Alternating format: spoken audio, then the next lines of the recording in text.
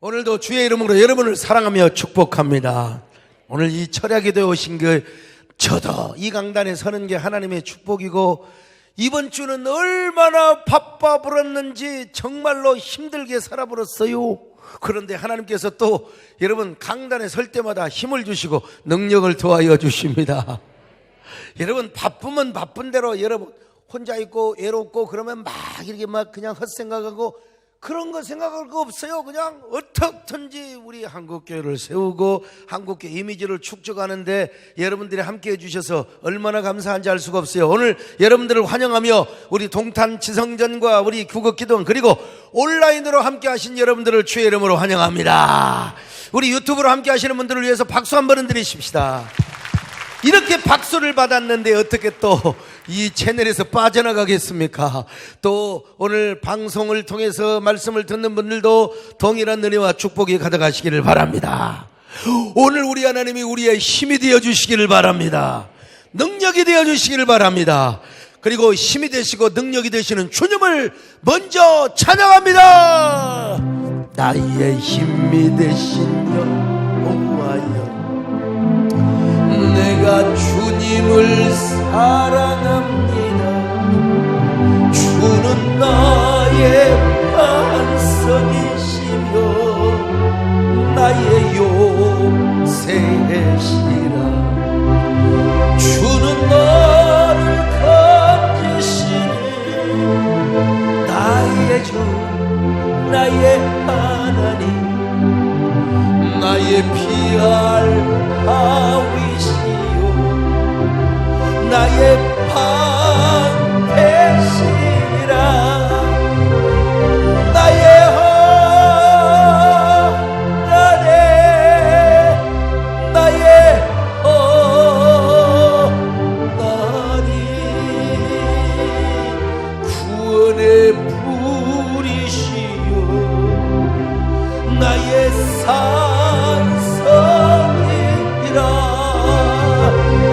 나의 하나님,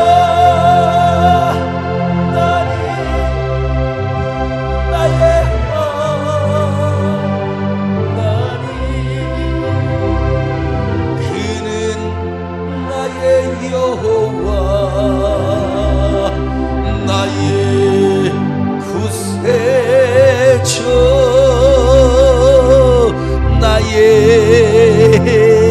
구세주.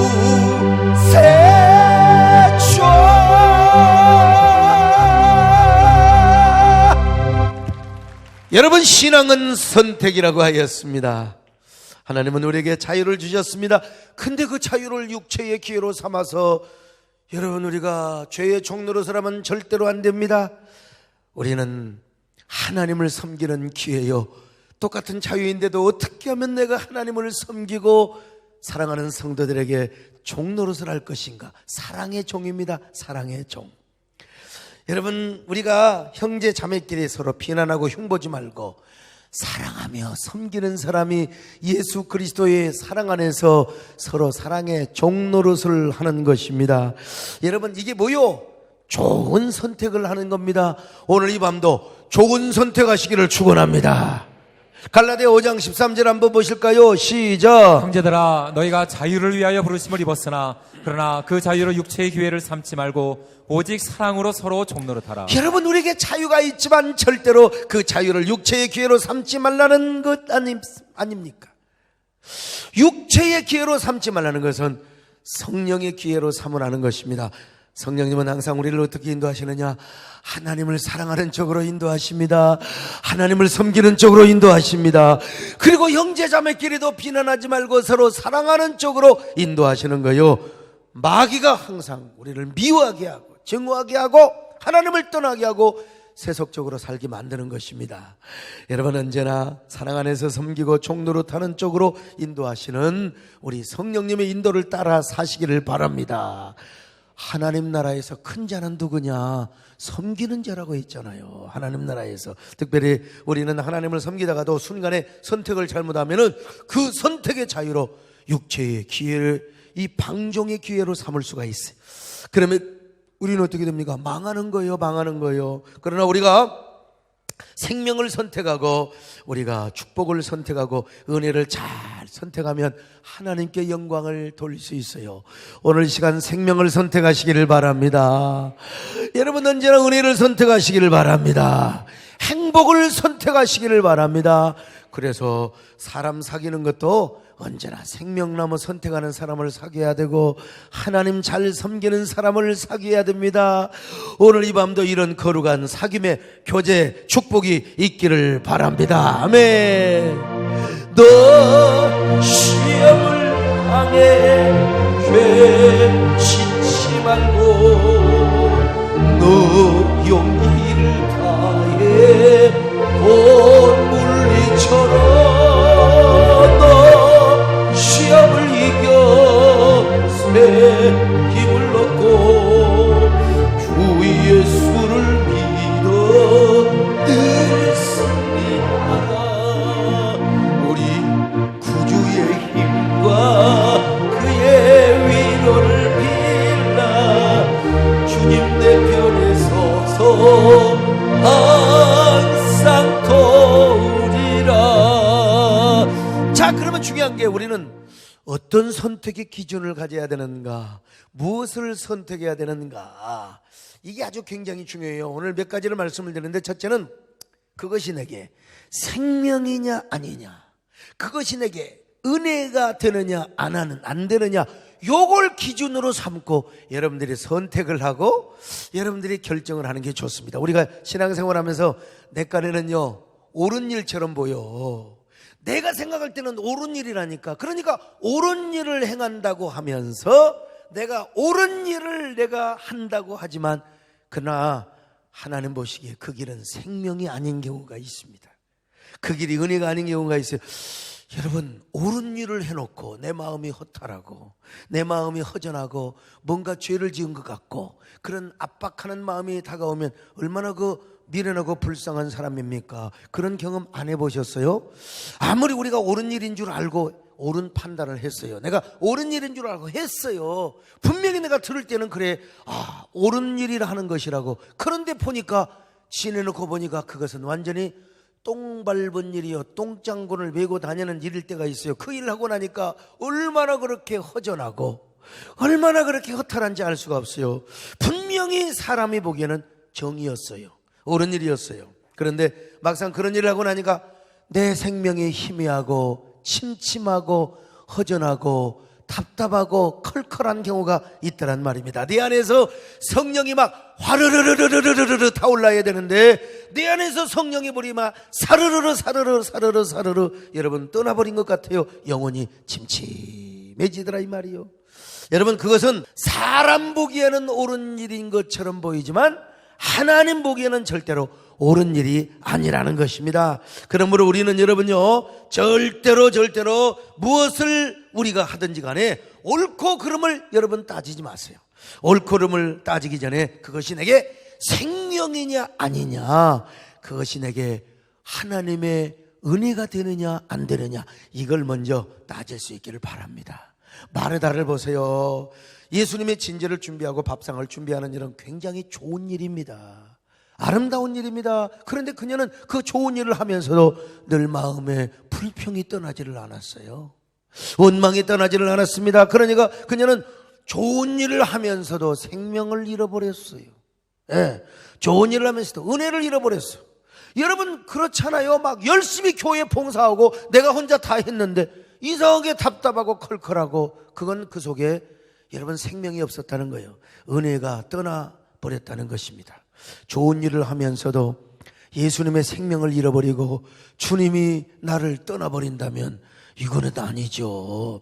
마르다는 옳은 말을 하고 옳은 행동을 하였습니다. 주님의 진지를 준비하고 밥상을 준비하는 것은 얼마나 좋은 일인지 몰라요. 그러나 마음에는 불평과 원망으로 가득했단 말입니다. 그러니 주님 앞에 책망을 안 받을래야 안 받을 수가 없어요. 자, 누가복음 10장 41절로 42절입니다. 시작. 주께서 대답하여 이르시되 마르다야 마르다야, 내가 많은 일로 염려하고 근심하나 몇 가지만 하든지 혹은 한 가지만이라도 족하니라. 예, 그렇습니다. 여러분, 야, 네가 많은 일을 하면서 왜 마음이 분유하고 불평을 하느냐 이거요. 예? 그러나 마리아는 칭찬을 받았습니다. 그녀는 먼저 생명이 되고 은혜가 되고 그리고 능력이 되고 또 성령의 은혜를 받는 편을 선택했다 이 말이요.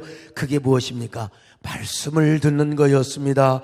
은혜를 받는 거였습니다. 생명을 받는 거였습니다. 오늘 여러분 오늘도 말씀을 사람의 말로 받지 마시고 은혜의 말씀으로 받으시길 바랍니다. 생명으로 받으시길 바랍니다. 누가복음 10장 42절 한번 보세요. 시작. 몇 가지만 하든지 혹은 한 가지만이라도 족하니라. 마리아는 이 좋은 편을 택하였으니 빼앗기지 아니하리라 하시니라. 오늘날도 마찬가지입니다. 여러분 입으로는 좋은 말을 합니다. 언뜻 들으면 이야 저 양반 경우 바르고 도덕적이고 윤리성이 높고 말이죠. 근데 입으로는 의로운 말을 하는데 그 속에 뭐가 없어요? 생명의 능력이 없는 거요. 말은 의롭고 옳기만 하는데 그 속에 생명의 능력이 없어. 이 사람은 은근하게 교만한 사람입니다. 지금 교만한 사람이요. 예. 자기만 의로웠고요. 의로운 말을 하긴 하는데 의로운 말을 통하여 사람의 심령을 죽여요. 사람의 심령을 상처를 줘. 이거 문제가 있어요. 이게 교만한 사람입니다. 여러분 어떤 사람은 교회 안에서 대놓고 시시비비를 막 가립니다. 이상하게 대놓고 시시비비를 가려요. 그래가지고 막 그냥 진실을 규명하고 사실을 규명한답시고 얼마나 선악을 판단한지 몰라요. 마치 자기가 신문기자나 되는 것처럼 취재하고 그냥 모든 걸 파헤치고 말이죠. 시비를 가리는데 아주 그냥 올인을 하는 사람이 있어요. 여러분 저는 그런 사람 많이 봤습니다. 가락동 개척교회를 하면서요. 아이고 재직회를 하면서 그거 5, 60명 모이는 그 조그마한 교회에서 은혜를 잘 받아놓고 그 재직회를 하는 거요. 제가 그때 뭘 얼마나 알겠습니까? 그런데도 의작 하면서 아주 그냥 말이요 두 파로 나뉘었는데 제가 성함을 부를 수는 없고 조집사파와 이집사파 여자입니다. 여러분 조집사님 파와 이집사님 파로 나뉘어졌습니다. 실컷 예배드리고 나서 재직회를 하면은 조집사가 찬성하면 이집사가 반대하고 이집사가 찬성하면 조집사가 반대하고 지금 생각해보면 이야 얼마나 불쌍하고 가련했단 말인가. 그때 저는 완전히 목회 초년병이었습니다. 그리고 그들은요 저보다 예수를 훨씬 더 오래 믿는 사람이야. 교회 경우를 더 잘 알아. 교회 문화를 더 잘 알아. 교회 회의를 더 잘 아는 겁니다. 세상에. 어떤 사람은 또 재직이 오고 끝나고 재직기를 중간에 하다가 가는데 뒤에서 나한테 가르칩니다. 그거는 그렇게 하고 빠이빠이 하고 가는 사람도 있었어요. 아무튼 간에요. 이야 이 선비 같고 말이죠. 얌전한 초짜 목사가 그들을 어떻게 해보겠습니까? 이 양반들은 교회를 얼마나 많이 옮겼는지 몰라. 이리 옮기고 저리 옮기고. 이 얌전한 초짜 목사 소위 말하면 그들은 뭐요? 깡패 집사입니다. 깡패 집사. 여러분 깡패가 얼마나 무서운 줄 아십니까요? 호랑이가 토끼를 첫날 잡아먹고 그리고 둘째 날 잡아먹고 셋째 날은 여러분 이 토끼한테 호랑이가 뺨을 맞은 거야.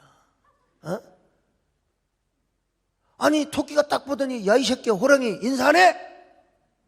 기선을 제압하니까 호랑이가 저 새끼가 누구지? 그러니까 여러분 토끼가 뭐라고 한 줄 아세요? 나는 이 새끼야 깡패 토끼야 이 새끼야 라고 호랑이가 쪽팔려 잡아먹지도 못하고 갔다는 겁니다. 깡패가요 집사도 깡패면 참 대단한 사람입니다. 그런데 결국 제가 그 사람들을 다 이겼습니다. 무엇으로 이겼느냐? 선악으로 교회를 휘어잡고 그들은 저를 선악으로 휘어잡으려고 하였지만은 저는 생명으로 이겼습니다. 할렐루야. 생명으로. 아무리 선악이 가득하고 시시비비를 밝혀도요 역시 생명의 능력 앞에는 꼬리를 내린다는 것입니다. 여러분 생명을 선택하시기를 바랍니다. 생명의 기준을 선택하셔야 생명을 기준으로 선택하고 행동하셔야 내게 생명이냐 아니냐, 내게 은혜냐 아니냐, 이 기준을 선택하면서 여러분들이 판단하시고 행동하셔야 됩니다. 아무리 옳은 것처럼 보여도 그것이 내게 생명이 아니면 다시 한번 생각해 봐요. 거기에 선악만 있고 결과가 황폐하고 허무하게 되기 때문에 그렇습니다. 그럴 때는 일단 멈추고 바라볼 필요가 있습니다. 다시 생각해 보세요. 그리고 선악적으로 기울지 말고 생명이 되는 쪽을 선택해야 된다 이 말이요. 광야의 백성들을 보세요.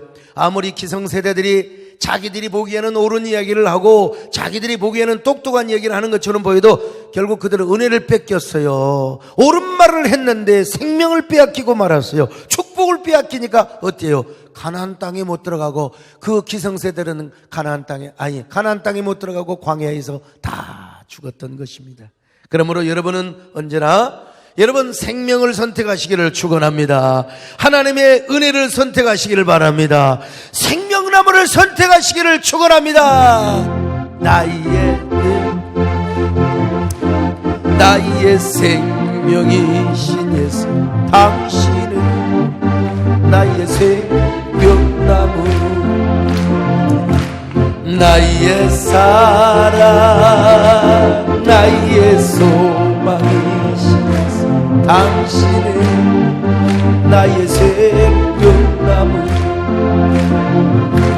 할렐루야. 에덴 동산 중앙에 생명과 실 맺으며 푸르름 가득했던 생명나무,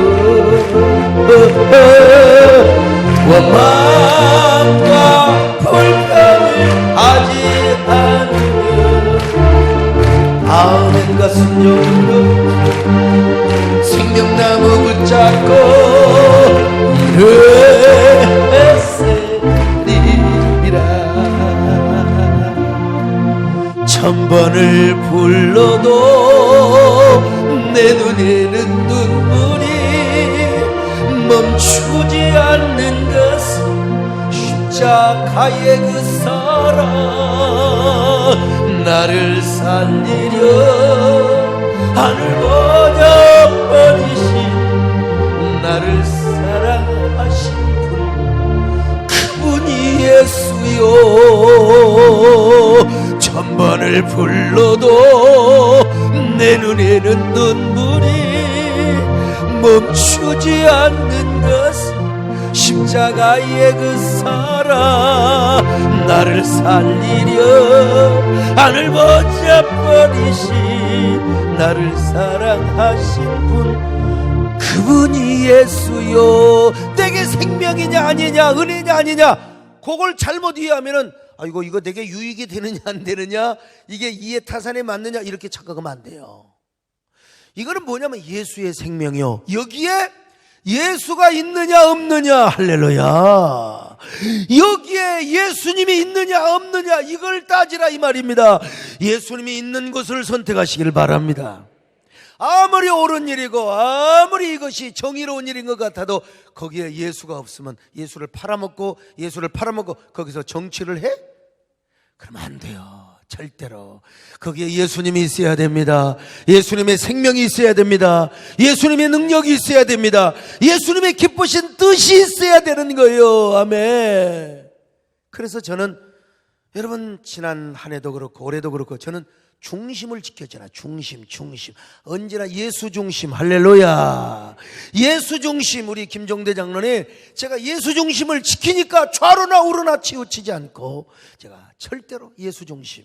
두 번째로 하나님께 영광이 되느냐 안 되느냐, 하나님이 기뻐하시느냐 안 기뻐하시느냐를 선택의 기준으로 삼아야 된다는 거예요. 자, 고린도전서 10장 31절 한번 읽어봅니다. 시작. 그런즉 너희가 먹든지 마시든지 무엇을 하든지 다 하나님의 영광을 위하여 하라. 하나님의 영광을 위하라고 그랬잖아요, 여러분요. 그러므로 우리는 언제나 하나님의 기쁘심, 먹든지 마시든지 자든지 깨든지 살든지 죽든지 뭘 하든지 하나님이 기뻐하시는가 안 기뻐하시는가 이걸 알아야 돼요. 하나님이 기뻐하시면 해부러, 하나님이 기뻐하시면 여러분 행하시기를 바랍니다. 내가 보기에는 아무리 옳은 일이고 그것이 정의로운 일이라 하더라도 일단 하나님이 기뻐하시지 않으면 그건 소용없어요. 하나님이 기뻐하셔야 돼요. 내가 보기에는 아무리 그것이 정의로운 일이라 할지라도 하나님께 영광이 안 되면 아무 소용이 없는 것입니다. 하나님이 기뻐하시고 하나님의 영광을 받으셔야 돼요. 그러면 하세요. 하나님이 보상해 주십니다. 하나님이 갚아 주십니다, 여러분. 제가 정말 아무리 그 사람이 박수 칠 일이라 할지라도요, 하나님이 기뻐하시지 않으면 아무 소용없어요. 그것이 시대의 정신에 맞고 뭐 시대 흐름에 부합하는 것 같아도요, 하나님이 기뻐하지 않으면 그건 다 소용없어요. 그 포퓰리즘에 따라가면 안 되는 거예요. 절대로. 우리가 한국교회는 시대 정신을 제시하고 시대 가치와 그다음에 시대의 어떤 비전을 보여줘야지, 그 흐름에 편성하면 우선당장은 좋아, 우선당장은 교회가 칭찬받아. 근데 그 교회는 나중에 망해요. 절대로 망해요. 코로나 위기가 닥쳤을 때 현장 예배를 드려야 될 것인가, 스톱해야 될 것인가, 많은 고민을 했어요. 우리 이정민 목사님 보고하는데 한 주는 일단 폐쇄합시다. 그런 것도 보여줄 필요가 있어요. 그런데 시대 흐름에 부합하고 사람들이 인기에 편성하는 것은 교회 문을 완전히 닫는 겁니다. 예배 안 드리고 그냥 완전히 교회 시설 폐쇄하고 다 못 들어오게 만드는 거예요. 교육자도 못 와, 평일 못 와. 그리고 교회를 딱 셧다운 시키는 게 얼마나 지역사회 주민들이 좋아하고 사람들이 좋아하겠습니까? 오늘도 어떤 교회가 그냥 뭐 이렇게 확진자가 생기고 그러니까 그 댓글을 보면 참 가슴이 아파요. 교회 몇 달 예배 안 드린다고 뭐가, 그분들은 교회 예배의 가치, 종교의 존엄성, 그리고 예배의 존엄성을 몰라서 그러는 거지요. 근데 우리 교회도 처음 한 주간은 정말 그랬어요. 한 주간은 우리가 보여줄 필요도 있고 우리가 잠시 멈추고 생각할 필요가 있어요. 물론 주일 예배를 드렸죠. 당연히. 제 생각에는 한 주간 제가 딱 멈추면서 한번 생각해 본 거예요. 주일 예배도 한번 두어 달 쉬어볼까? 진짜 몇 주 쉬어볼까? 온라인으로만 예배를 드려볼까? 하는 생각도 해봤어요. 뭐 늘 간증을 했지만 내가 이럴 때 한번 휴식 좀 해야지. 내가 이럴 때 시집도 내려고 했고 책도 쓰려고 했으니까. 그러나 아무리 기도해도 그건 아니야. 아무리 기도해도 그건 아니에요. 그래서 저는 현장 예배와 온라인 예배를 같이 병행한다. 노약자들, 고위험군들, 믿음이 약한 분들은 집에서 온라인 예배를 드리고, 건강하고 씩씩하고, 그리고 성령 충만한 중직자들은 우리가 방역을 잘하면서 우리가 손소독하고 또 소독 잘하고요, 교회 방역 잘하고 마스크 쓰면서 예배를 드리자. 그러다가 그것도 부족해서 특별 새벽 기도를 인도하고 또 특별 밤 작정 기도를 인도하고, 물론 방역을 철저하게 지켰죠. 그리고 정부가 제시하는 7대 수칙을 철저하게 지키면서 예배를 인도하고 기도회를 인도했습니다. 이런 일이 있을 줄 알고 우리 이재훈 전사님을 보내주셨는데, 메디칼 처치를 운영하면서 기도회와 예배를 인도한 겁니다. 지금 메디칼 처치가 어떻게 되는지 빨리 좀 해주시기 바랍니다만, 제가 주일 예배를 6번을 꼬박꼬박 드렸습니다. 왜냐하면 그것이 하나님이 기뻐하신다는 사실을 알았기 때문입니다. 그러자 우리 교회 예배가 회복이 되고 성도들의 믿음이 화르르 타오르는 것을 제가 볼 수가 있었습니다. 그러나 일부 교회 예배를 아예 드리지 않는 교회는 도시교회는 또 그만둡시다. 세상에 청정지역인 저 시골교회도 예배를 안 드려. 왜 안 드리냐고 그러니까 면장님이 하도 와서 사정을 하니까 예배를 못 드렸다는 겁니다. 제가 그랬어요. 당신네 교회는 면장님을 하나님으로 섬기시라고. 내가 얼마나 열받으면 그런 소리를 했겠습니까? 교인이 몇 명 모이냐고? 70명, 80명 모이는데 그러면 사부 예배 드리세요. 그러면 사부 예배 20명씩 모여서 드리면 마스크 쓰고 소독하고 사부 예배를 드리면 뭘 못하겠느냐? 무슨 감염이 되겠느냐? 그것도 힘들면 마을마다 다니면서 마을 기도회를 하십시오. 그냥 가만히 계시지 말고. 어떤 교회는요, 동네 사람들이 예배를 드리지 말라고 피켓을 드니까 안 드렸다는 겁니다. 그러면 피켓 들면 예배당도 안 지어야 되고 예배도 안 드려야 되고. 여러분, 성경은 뭐라고 말씀합니까? 내가 사람을 기쁘게 하면 사람의 종이고 하나님을 기쁘시게 하면 하나님의 종이라고 했어요. 자, 갈라디아서 1장 10절을 같이 봅니다. 시작. 이제 내가 사람들에게 좋게 하랴 하나님께 좋게 하랴 사람들에게 기쁨을 구하랴 내가 지금까지 사람들의 기쁨을 구하였다면 그리스도의 종이 아니니라. 여러분, 우리는 철저하게 방역을 해야 됩니다. 이웃의 생명을 사랑하고 존중하기 때문에 정부가 제시하는 방역 수칙을 더 잘 지켜야 됩니다. 그러면서 예배를 드리겠다는데 누가 잔소리를 하느냐 이 말이요. 면장이 와서 뭐를 하겠습니까? 동장이 와서, 군수가 와서 이 얘기를 하겠습니까?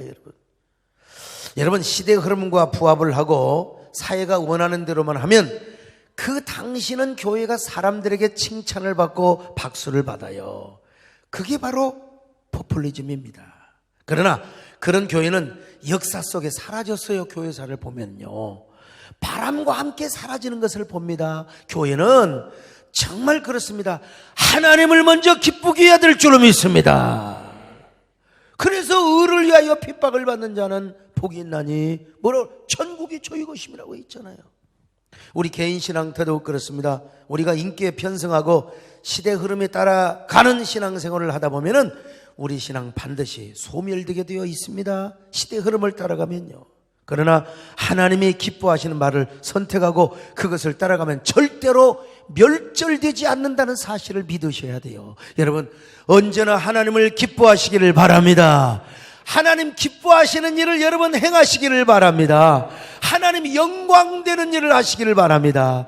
살아도 주를 위해 살고 죽어도 주를 위해 죽는 저와 여러분 되시기를 축원합니다. 우리 교회가 하나님이 기뻐하시고 하나님의 영광을 받으시는 쪽에 초점을 맞추시고 거기에 올인합시다. 오늘 올인합시다. 올인하시기 원하시면 아멘합니다. 내가 원하는 한 가지 주님의 기쁨이 되는 것, 내가 원하는 한 가지 주님의 기쁨이 되는 것, 나 주님의 기쁨 되기 원하네. 내 마음을 새롭게 하소서. 세번내가 되게 하여 주사 주님의 빛 비추게 하소서. 내가 원하는 한 가지 주님의 기쁨이 되는 것, 내가 원하는 한 가지 주님의 기쁨이 되는 것. 저는 제가 지금까지 경험해 본 중에 주님을 기쁘시게 하고 우리 하나님의 영광이 되는 일을 하는 것, 반드시 하나님이 내 인생을 책임져 주시는 것을 보았어요. 그 신앙을 뭐라고 그래요? 주영신앙이요. 주님의 절대 주권을 믿는다면 언제나 주님을 기쁘시게 해야 돼요. 하나님의 영광을 돌려야 됩니다. 이번에 제주도에 가서 사모님들 세미나에 제가 첫날 설교를 하는데, 제가 주영신앙, 단 진짜 주님의 이름으로 고난을 당하고 주님의 이름으로 핍박을 당하면 주님이 다 갚아주셨고 영광으로 갚아주셨고, 그리고 주님의 절대 주권을 확실하게 믿는다면 주님에게만 기쁨을 돌려드려라, 주님께 영광을 돌려드려라, 주님을 사랑하여라. 그러면 하나님이 다 책임져 주세요. 하나님이 책임져 주세요. 그래, 요즘 이제 뭐 또 우리 교회 목회 정말 잘해야죠. 당연히. 정말 저는 총회장 할 때도 제가 어지간하면 수요일 날 안 빠지려고 하여간 해요. 철학기도는 더더욱 마찬가지고, 해외 갈 때 뭐 요즘은 진짜 올해도 한두 번 빠질 뻔도 했는데 코로나 때문에, 코로나로 인하여 멀리 갈 수가 없어요. 그래서 지금 우리나라에서만 이렇게 놀고 다니는데, 하나님께서 저를 진짜 특별하게 훈련을 시켰거든요. 이제 우리 후배 목사들 가운데 지금 이 공적 마인드를 갖고 있는 목사님들이 별로 없어요. 전부 유학을 하고 와서 아주 새색시 같아가지고, 우리 장로님들 사실은 이제 우리 후임자가 이제 누가 될지는 모르겠지만, 할 수 있으면 우리 장로님들은, 윤정희 장로님도 나이가 안 돼도 내가 이제 물러가면 같이 물러가는 게 정상입니다.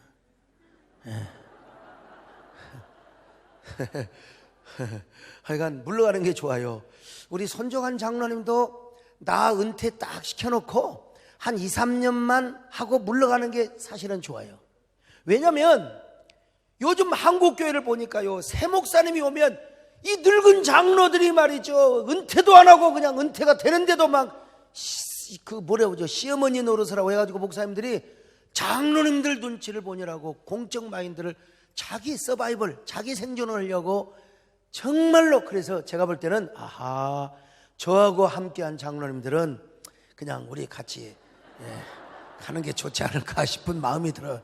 그래서 할 수 있으면 장로님들 안 세우고, 그리고 나서 새 목사님이 와서 자기가 훈련을 시켜가지고 장로님을 세우고, 우리 젊은 장로님들, 저 장희철 장로님, 손장로님 이런 분들은 이제 한 3년 하다가 적절하게 바톤 물려주고 새 장로님들하고 목회를 해야 그 목사님이 버틸 수 있겠더만 보니까. 근데 이제 이 원로 목사님이 욕심이 많아가지고 이제 은퇴할 무렵에 다 장로를 세워놓으니까 원로 목사 눈치 볼라, 새 목사 눈치 볼라, 그래가지고 그냥 원로 목사한테는 함부로 못하고 새 목사님한테 그냥 맨날 그냥 조인트 가고 하니까 이게 한국교회 목사님들이 말이죠, 이게 정말 나도 언젠가는 은퇴하는데 나 같은 사람이 나타나야 될 거 아닙니까? 이제 그런 사람을 좀 키우고 마인드를 김종대 장로님은 걱정할 거 없어요. 이미 지금 은퇴해요. 사실은 이미 걱정할 거 없습니다, 여러분요. 여러분 이런 걸 느껴요. 내가 얼마나 이런 걸 지금 생각하고 있는가, 얼마나 마음에 이런 생각을 하고 있는가 한번 생각을 해보세요. 사실은 그렇다고 해서 다니엘은 세 왕을 모셨고 한 명에도 그냥 몇 왕을 모셨잖아요. 그런 사람도 있을 수 있어요. 그러니까 잘만 모시면 되는데 그냥 장로님들이 똘똘 모여가지고 새로운 목사를 갖다가 그냥 계속해서 하니까 말 안 들으면 쫓아내고, 그러니 어떻게 한국교회 목회 사역을 할 수가 있느냐 이 말이죠. 세 번째는 뭐냐? 남에게 덕이 되느냐 안 되느냐를 기준으로 삼아야, 공동체에 덕이 되느냐 안 되느냐를 기준으로 삼아야 된다는 겁니다. 그래서 교회는 사실보다 중요한 게 뭐라고 그랬어요? 덕이라고 했잖아요. 심지어는 믿음보다 중요한 게 덕입니다. 공동체, 하나님과 나와에 있어서는 믿음이 중요해. 그러나 공동체를 서로 세우고 운영하는 데 있어서는 어떤 의미에서 믿음보다 중요한 게 덕이라고 이 성경에서 말씀하고 있잖아요. 베드로후서 1장 5절입니다. 시작. 그러므로 너희가 더욱 힘써 너희 믿음의 덕을 믿음의 덕을 세우라 이 말입니다. 어떤 사람은 교회 생활하면서 맨날 아까도 말씀드린 것처럼 진실만을 규명해요. 그리고 목에 칼이 들어와도 나는 진실을 말하겠다.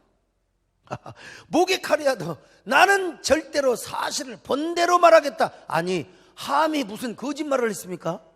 함이 본대로 말했어요. 사실대로 말했다니까요. 근데 덕이 안 됐어요. 그래서 하나님이 그냥 저주하게 했잖아요. 여러분, 사실을 말하고 진실을 말하고 목에 칼이 들어와도 내가 사실을 사실대로 말하겠다, 이거 똥장군을 메고 다니는 겁니다. 옛날에 여러분 시골에서 똥장군은 아무나, 우리 아버지도 똥장군 안 맸어요. 높 사가지고 똥을 푸는데 똥장군은 머슴이 메거나 아주 양반들은, 우리 아버지는 양반이 똥장군 안 맸어요. 일은 해도 농사는 지어도 똥장군은 돈을 주고 똥장군 매는 사람한테 준 거예요.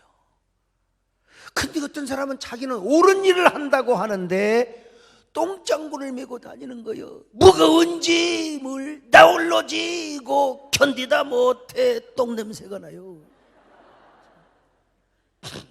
아유 참.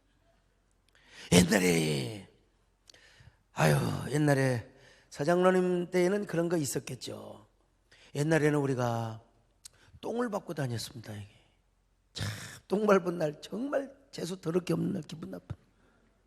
모르고 그냥 가다가 길바닥에서 똥을 밟을 수도 있어요. 개똥 밟을 수 있고 소똥 밟을 수 있는데, 옛날에 우리가 이제 나비를 잡으러 다니잖아요. 나비.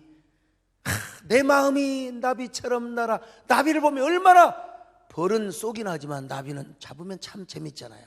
호랑나비 이게 잡으러 가는데 이 나비들이 꼭 어디가 있느냐면 밭으로 갑니다. 밭으로 가요. 근데 밭으로 가면 이제 그냥 나비를 잡으러 가는 거죠. 근데 그 옛날에 배추를 갈고 무를 갈려고 고랭이를 딱 파놓고 거기다가 합수를 부어놔요. 똥물을 부어놔요. 예. 그래서 이제 사람이 하다 보니까 깊이 패인 데도 있고 얕게 패인 데도 있고, 그리고 똥물을 부어놓고 흙을 덮어놔요. 알아요? 몰라요? 알죠? 우리 강정규 장님 아시죠? 우리 장로님이 농구를 나오셔서, 예. 자, 그런데 전혀 똥이 없는 줄 알았다니까.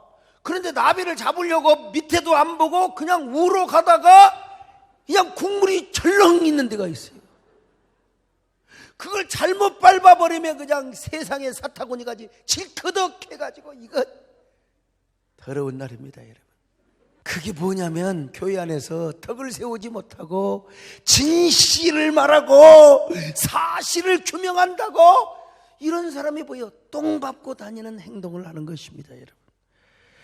우리가 이렇게 신앙생활을 해서야 되겠습니까? 우리가 신앙생활하다 보면은 미워해야 할 사람이 가끔 생깁니다. 무슨 일을 해도 꼴보기 싫어. 항상 눈에는 그것만 보여. 상대방이 실수하고 허물이 있고 잘못하고 이것만 딱 보는 겁니다. 그래가지고 그게 보이면 또 그냥 그걸 가지고 씹어 돌리고 그냥 공격하고. 여러분, 그런데 그 사람의 말에는 분명히 옳아요. 근데 그 속에 감동이 없어요.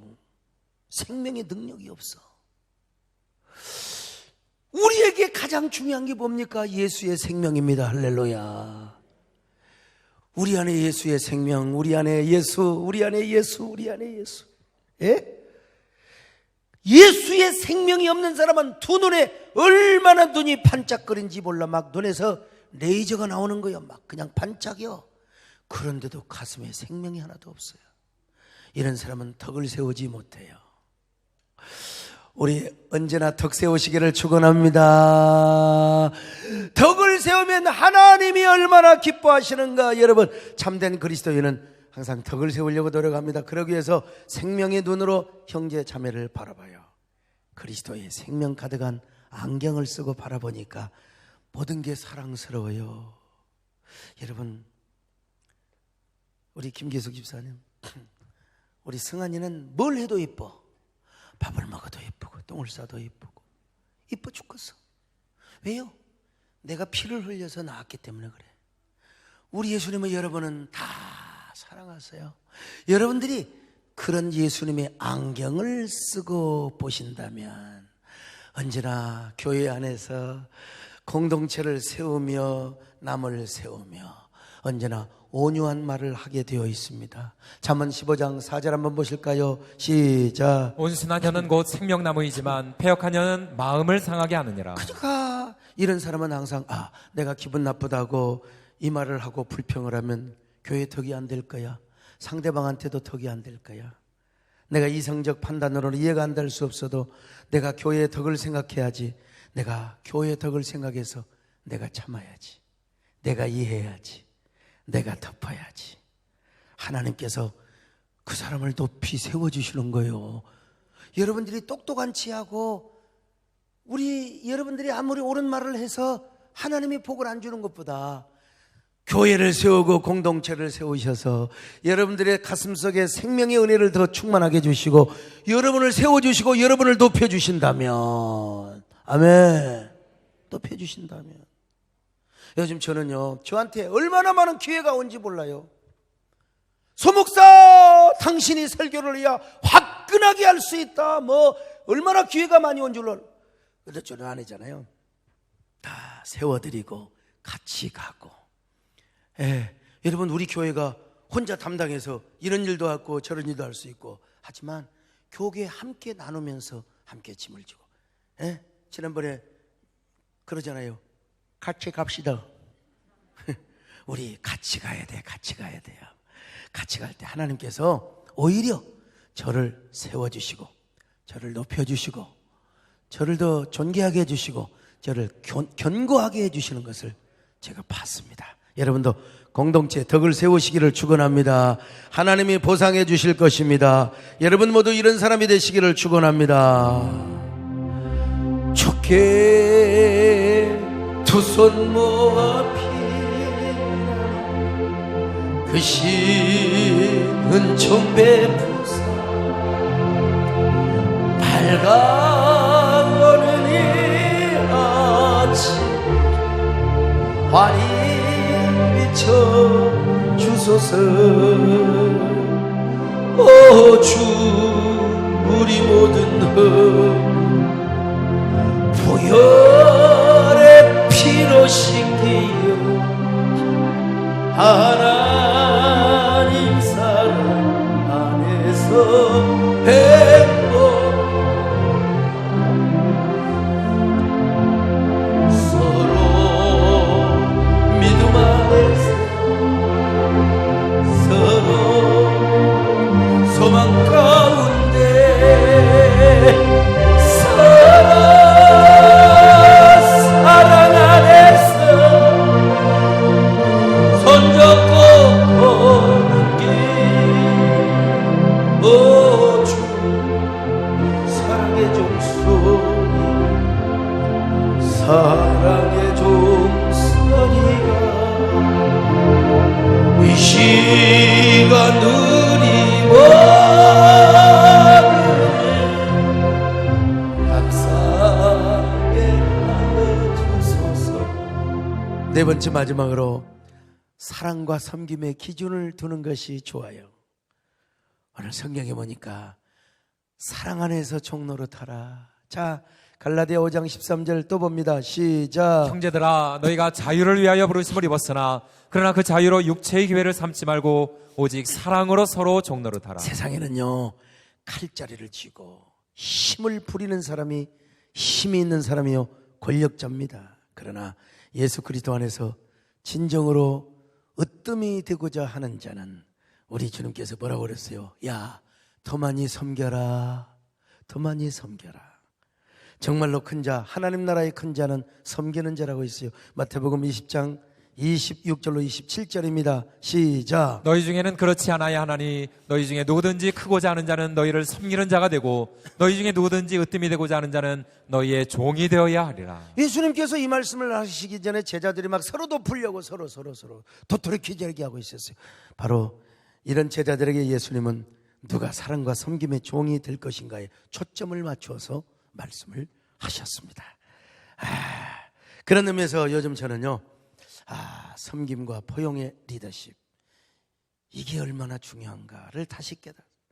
욕먹고 구줄구줄한 일은 제가 다 맡아서 해왔고 명예롭고 영광스러운 일은 우리 선배들한테 이렇게 챙겨주니까. 근데 저도 언젠가 또 그럴 때가 있을 거 아니겠습니까? 우리 교회 안에서도 이렇게 하면 얼마나 좋을까. 여러분 혼자 튀지 마시고, 물론 복 받는 데는 여러분이 먼저 받아야 돼요. 은혜 받는 데는 그러나 공동체의 덕을 세우고 서로 함께 세우는 데는 항상 낮은 자가 되시기를 축원합니다. 그게 어떻게 하느냐면 복 받는 걸 양보할 필요는 없어. 하나님과 나 사이에 내가 헌신하고 내가 감동하는 건 하는 거야. 근데 내가 많이 성공하고 내가 많이 복을 받아서 남을 섬기라 이겁니다. 교회에 헌신을 많이 할수록 더 겸손해 보세요. 얼마나 많은 사람이 은혜를 받겠습니까? 여러분 복을 받은 사람들이 더 남을 섬기고 더 교회를 겸손하게 섬겨보세요. 얼마나 은혜가 되겠어요? 얼마나 축복의 선순환이 되겠습니까? 그러니까 하나님과 여러분 사이에 헌신해서 복받고 순종해서 복받을 건 양보하지 마세요. 여러분이 아이고 목사님 저는요 11조 이거 안 보이다. 내가 많이 하면 그 사람이 좀 그러니까 제가 좀 양보하겠습니다. 이거 똥장군 매는 겁니다. 많이 해야 돼. 많이 하고 섬겨서 하나님 앞에 양보해야 될 때, 그러면 하나님이 여러분을 더 세워주시고 하나님이 더 높여주신다고요. 참 저는 요즘 보면은 기억력도 어떨 때는 그냥 하나님이 또 주시고요.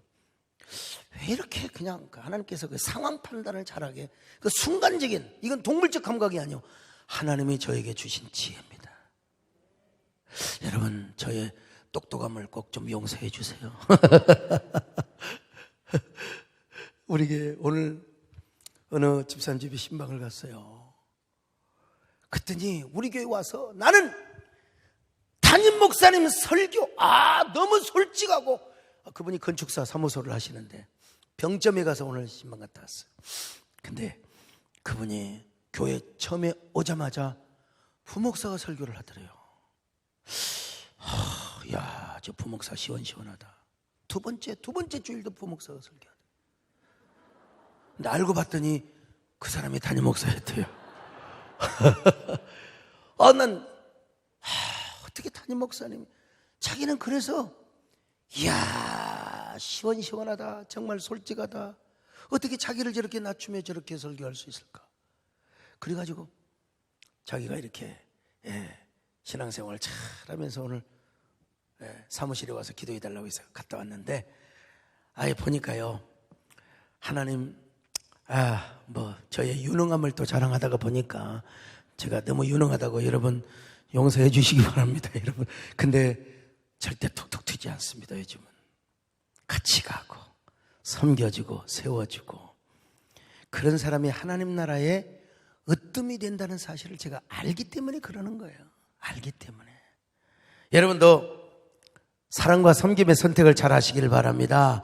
언제나 사랑하며 섬기는 쪽의 선택을 잘 할 수 있기를 바랍니다. 그렇게 해서 하나님 나라 큰 자가 되시기 바랍니다.